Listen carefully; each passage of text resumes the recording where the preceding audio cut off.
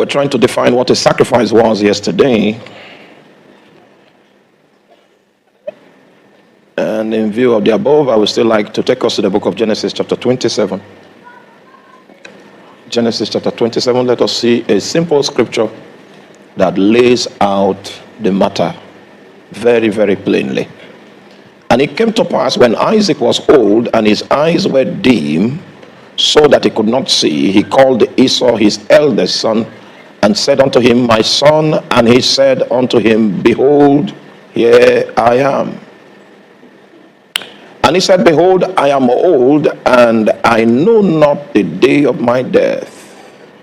Now therefore take, I pray thee, thy weapons, thy quiver, and thy bow, and go out into the field, and take me some venison, and make me savory meat such as I love, and bring it to me that I may eat, that my soul may bless thee before I die. Can you see that his father was prescribing to him the kind of meat that he needs to make available? Such meat that is savory, such that he loves. And when he has dined in this venison, his soul will bless him. So when we talk about the sacrifice, we're talking about something that you can present before a spirit being that his soul will love. Something that you can present before a spirit being that he will look upon and be satisfied. Something that will provoke a response from that spirit being to deal with you with tender mercies and with great favor. And the Bible is saying that the priesthood of the New Testament is established to this end, to offer up spiritual sacrifices unto God. Are you there? And such sacrifices will be acceptable because it's offered by the promptings of the Spirit of Jesus Christ. I had to go through the entire book of Leviticus, and the reason why I did this was because the champion priest is Moses. And it will be difficult for us to understand the context of priesthood, even as it applies to New Testament reality, if we do not take some time to study the ministry of Moses and the mysteries that his ministry is downloaded. Are you still with me? Now, through the ministry of Moses, we began to understand such sacrifices that our God can accept. His ministry provided a clue that establishes the operating system for all such righteous priesthood, because it gives us a lot of window to know the kind of sacrifices that will be pleasing in the sight of God. So the book of Leviticus happens to be our manual for this season. We'll take a theological look at it, understand its overview, and we must also note, because I need to present a few scriptures to us in our analysis of the book of Leviticus, so that we will transit from information to understanding. I need to give us a few scriptures just to bring us back to the stage of capacity building one more time. Okay, maybe let's do Hebrews chapter 10, beginning from verse number 1. Hebrews chapter 10, beginning from verse number 1. Now, this is what Apostle Paul says. He said, For the law, having a shadow of good things to come, and not the very image of the things. Now, this is an attempt to explain to us that when we travel into the Old Testament and we see the patterns that are established in the Old Testament, the interpretation of those patterns in the New Testament is not always going to be in the shape that they are presented in the Old. There are a few adjustments that apply in most cases. You don't take it hook, line, and sinker. Now, he's saying that the Old Testament, this is the purpose that it serves. It is a shadow of things to come. Are you there? It is pointing to things that are yet to come. It is a prophetic drama about things that God wants to do. So, I hope you know sometimes. Have you taken a look at your shadow? Do you see your shadow sometimes? I know you don't. When it is 12 noon, try to trace your nose in the shadow. You will discover that the nose you will see in the shadow might be like this. You are not following me. You might find a part of your body that is highlighted by the shadow in a proportion bigger than the actual image. So if the Old Testament is a shadow of things to come, that means it is a prophetic pointer pointing to realities that will be obtainable in the future. Are you there? The second thing we need to note is that it is not the very image of the things. It is not the very image of the things. So there is no way you can understand the things by just solely looking at the shadow, because it is not the very image of the thing. So we are not supposed to practice priesthood in the exact similitude as it is found in the Old Testament. But we know that what is obtainable in the Old Testament is pointing to something that is to come. Does that make sense? All right, so it's Apostle Paul that is trying to give us the adaptation principle. And the adaptation principle is the spiritual explanation that causes us to have the new eyes and new lenses to see the New Testament in the Old Testament. Once you are armed with the fact that it is a shadow, the second thing you need to be armed with is that it is a shadow of good things to come. That means it's prophetic. Third thing you need to be armed with is that it is not the very image of the things. Can never, with those sacrifices which they offered, year by year, continually make the comers thereunto perfect. So the sacrifices that were offered in the Old Testament did not have the capacity to make the people that attended to them and the people that benefited from them perfect. So there was a deficiency with the actual Old Testament structure. Verse 2. For then would they not have ceased to be offered? That is, if they were perfect, God would have stopped there and would have been operating that kind of priesthood. And there would be no need for it to cease, because that the worshippers once purged should have had no more conscience of sins. But in those sacrifices, there is a remembrance again made of sins every year. So there is a cyclical process that must be undertaken, because the sacrifices did not have the adequate spiritual stature to undo sins. So there is a ritual around sins that was done every year. Yes, verse 4. For it is not possible that the blood of bulls and of goats should take away sins. Wherefore, when he cometh into this world, he says, sacrifice and offering thou wouldest not, but a body hast thou prepared me. This is a transition that I need to draw our attention to. Are you there with me? Now, the transition that I'm trying to draw your attention to is the key to understanding New Testament priesthood. And this transition has to do with migrating from sacrifice to a living sacrifice. That's what that scripture is. How many of you still remember that in the Old Testament, you bring a goat, and the goat is what is sacrificed? So, and the implication of that sacrifice applies to you, even though you were not the one that physically suffered the depravity that the goat was subjected to. But the spiritual effect of the sacrifice of the goat applies to you. Now, what Jesus did when he came to become the ultimate sacrifice was that it was no longer goats that were sacrificed. It became an experience that a man will experience. Do you understand that? Or you didn't get that? So we moved, there is a slight movement there from sacrifice to living sacrifice. Now, our New Testament priesthood is founded, as you will see in a moment, is founded and predicated upon the efforts that Jesus has already made. And you need to understand it very well, so that when we begin to apply it, as we apply it in the natural, it might not look powerful. But the consequence it has in the spirit is the reason why we operate that way. Is that clear? Remember that all forms of priesthood in the New Testament is predicated on what Jesus did. Because without the sacrifice of Jesus, we will not even have any priesthood at all. I'm going to show you the infrastructure that was in the temple. When you move from the outer court into the holy place, the first furniture you will see is what is called the brazen altar. All forms of priesthood in that corridor is based on that brazen altar. Those of you that are students of the Bible, that have labored in the Bible for a while, you understand the meaning of brazen, bronze. Bronze means judgment. And judgment was what was revealed to Adam in the garden when God told him that in the day that you eat of this fruit, you shall surely die. That's the position of God's justice system.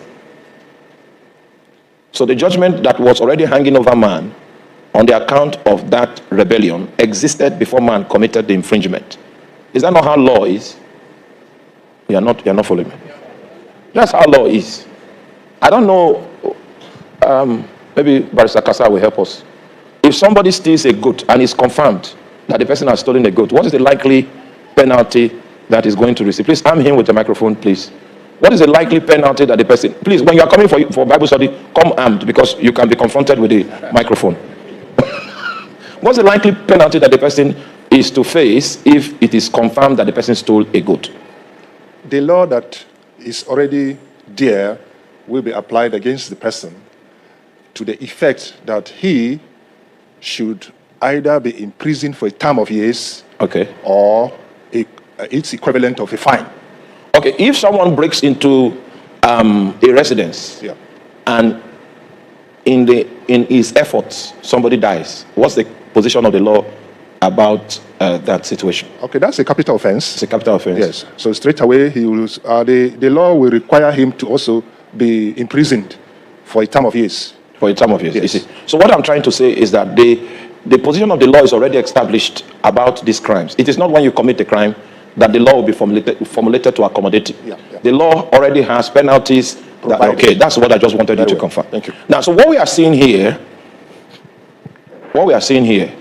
is that God told Adam that if he eats of that fruit, that the judgment about that level of departure is already captured in the justice system of heaven. So when Jesus came, the major assignment of Jesus was to create an escape route for humankind, because humankind is already on the bad side of the law. And in order for Jesus to make a way for humankind, he had to receive that judgment.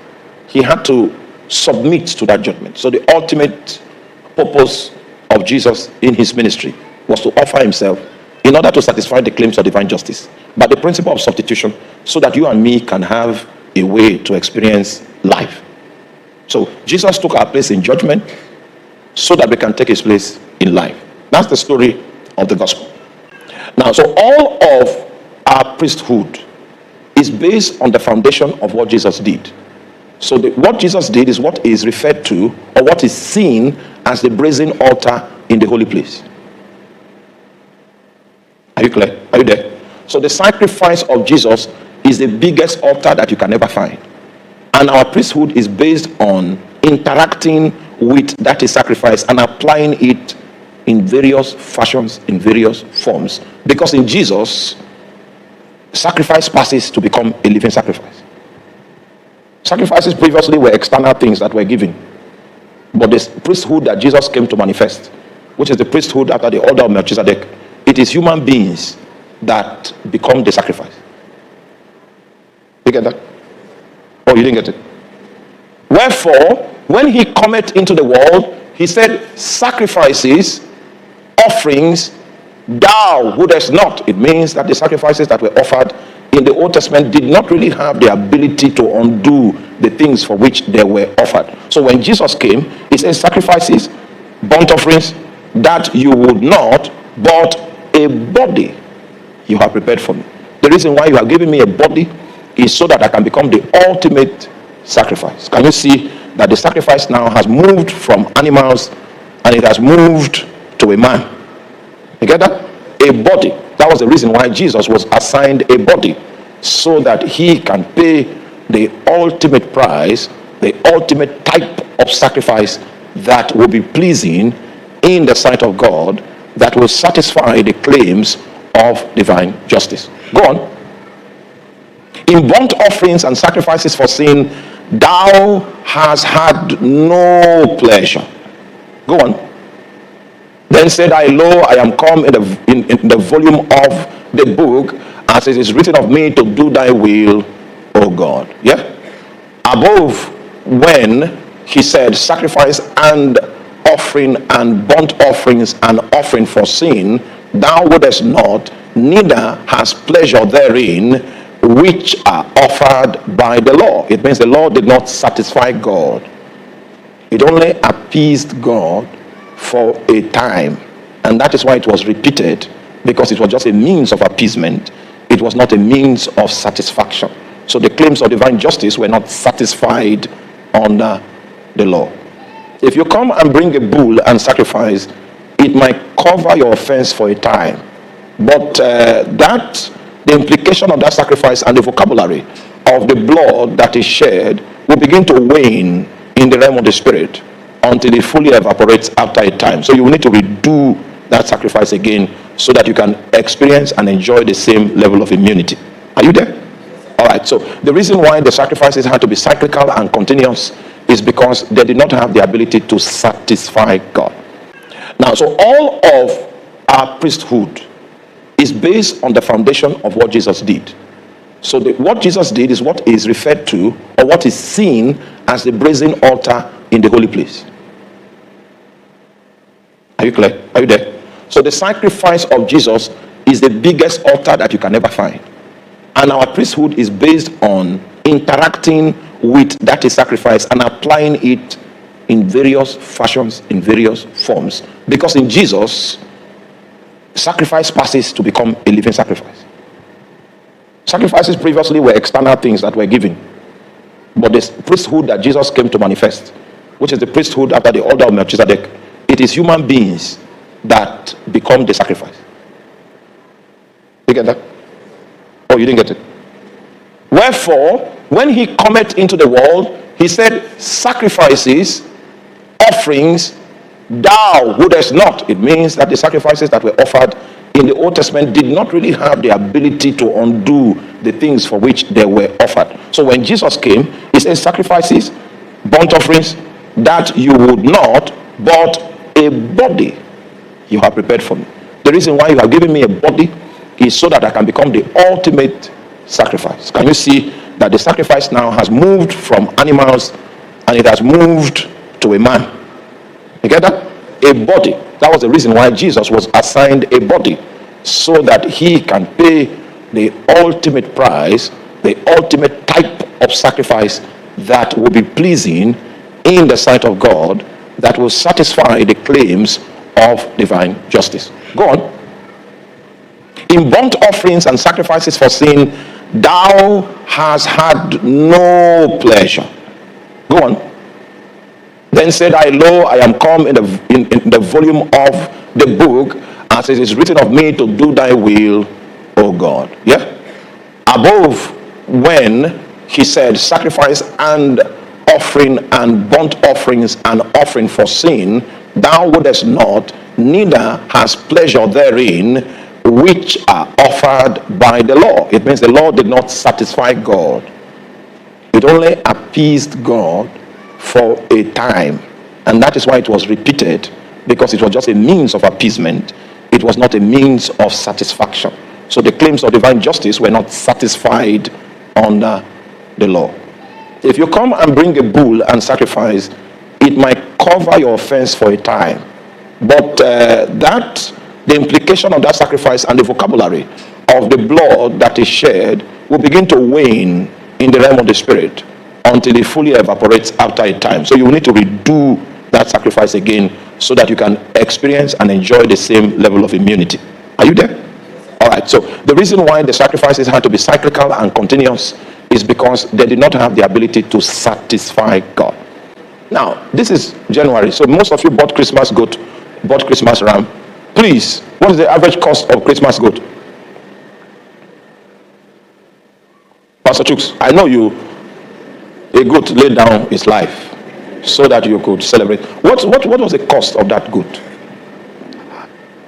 Oh, you're not the one that is in that department. Okay, Pastor Chooks is on the high side. So he has people that take care of such issues. I'm talking about someone that can give us the current market price for goat right now. Huh? You know, I've not been to the market for a long time. Very long time. Okay, somebody's coming up here. I'm hearing 45,000. What? 60,000, depending on the size of the stomach. Now, okay. Let me ask you a question. If every time you lie, you will need to bring a goat to consider 2023, how many goats would you have been? required to make available. So if you study the book of Galatians, you will find a terminology called the curse of the law. Have you seen that? The curse of the law. You know what the curse of the law is? The requirement for sacrifices, for offenses. Even if you are a billionaire and you are offering one goat of 60,000 naira per lie, and maybe the one for fornication might be ram. The other day we were sending somebody with bride price to go and pay for a lady in Botswana. It was 7 cows. 7 cows. How much does a cow cost?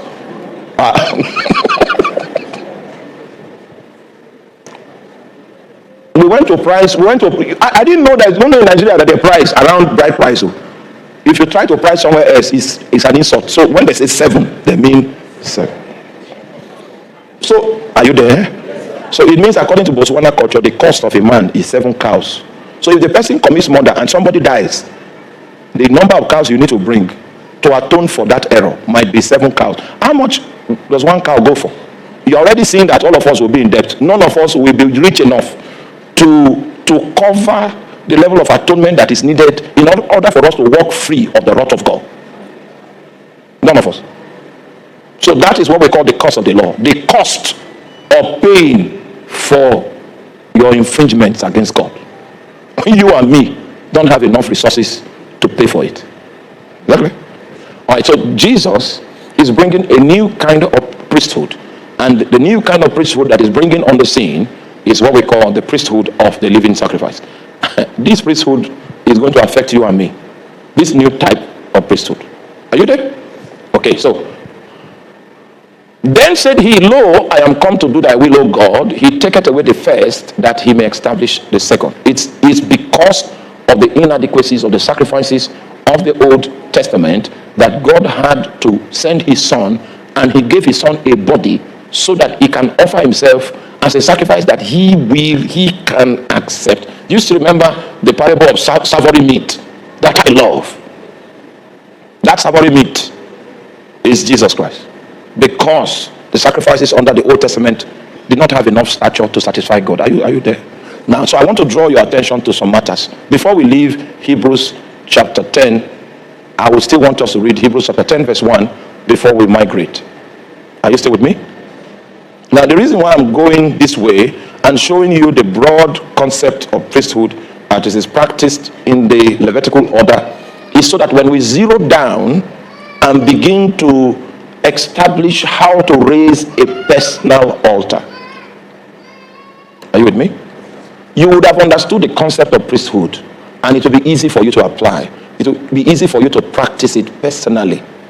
And from experiential perspective, I'll be able to suggest to you the kind of implication that you are going to derive by practicing priesthood in the art of establishing a personal altar. So when we finish talking about a personal altar, then we move to a community or a family altar, then we move to a national altar. It sustains the same principles, but its application in each case might be just a little different. And when it goes beyond a personal altar, there are other terminologies we are going to include in describing it, like quorum.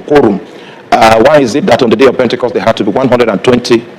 In which other place do you find 120 people that are?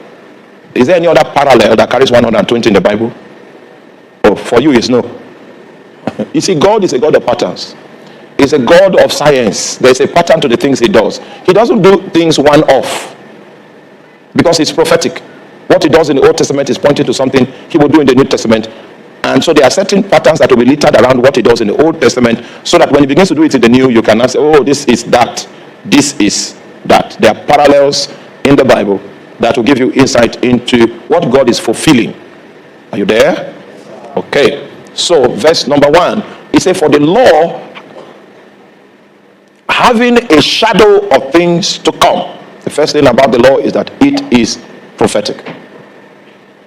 Second thing you need to know is that it is not the very image of the things. And the sacrifices that were offered therein could not make such that came unto it perfect. Now, the reason why I came back here is to show you just the number 1 point that I raised. It is a shadow of good things. Not just shadow of things to come, but shadow of good things to come. So we are going to look at the Old Testament context, and I'm not so concerned about that. We will see what it points to, and we are going to take our education from the things that all the shadow of offerings or the shadow of sacrifices points to, so that we can understand our position and the implication of those sacrifices within the context of the new covenant, because that is such that is applicable to you and to me. Are you there? You know, we spoke about sacrifices yesterday, and I told you that a sacrifice is something that can be offered to a spirit being that the spirit being will be satisfied about. So if at this point I decide to ask you a question, what do you think that if you offer God, God will be satisfied about? Do you have an answer to that question? You know the answer to the question?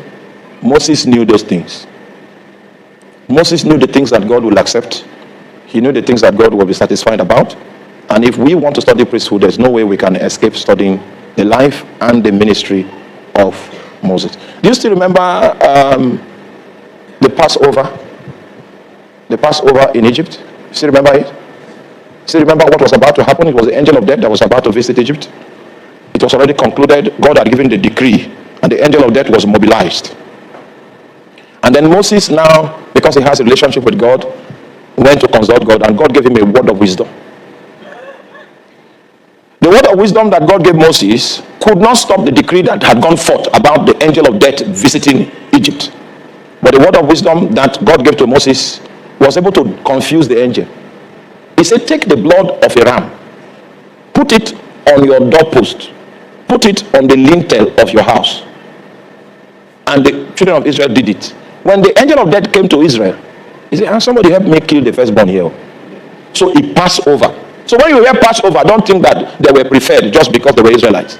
They were preferred. The angel that was sent to carry out their assignment was confused because Moses operated a wisdom that came from a superior realm. So in the eyes of that angel, the sons of Goshen, the firstborn of Goshen, were already sacrificed. That's why he passed over to finish the assignment. He said, somebody help me. The person has helped me to do this assignment. He said, that's where priesthood comes in. Oh my, you are not here. You are not here. You heard what Sister Queen, where's Queen? Do you know people have been asking me questions? That, okay, if a wizard can raise the dead, hey, then what are we doing? I said, calm down. So I went on research. When you were sleeping, yesterday, I was researching. Now, do you realize, so Queen will need to come and confirm this. The only people that your grandfather could raise from the dead were people that witchcraft killed. There is a difference between witchcraft death and normal death. Normal death comes by a decree from God, from the sovereign. Witchcraft death is like an armed robber preying on something that is not his own. It's not in the archives, it's not in the records that this person should depart at this time. They use witchcraft to edge the person out. It was not as if an armed robber came to break his skull. It was witchcraft they used to edge him out. And when they edge people out like that, there are prison houses that they can be kept for a time. Their spirit, I mean. It is from those prison houses that the man had wisdom in the priesthood of darkness as to how to set that captive free. So it was not actual resurrection. It's just restoration of what was stolen. Your people called me and say, hey, so wizards can say, calm down, it's okay.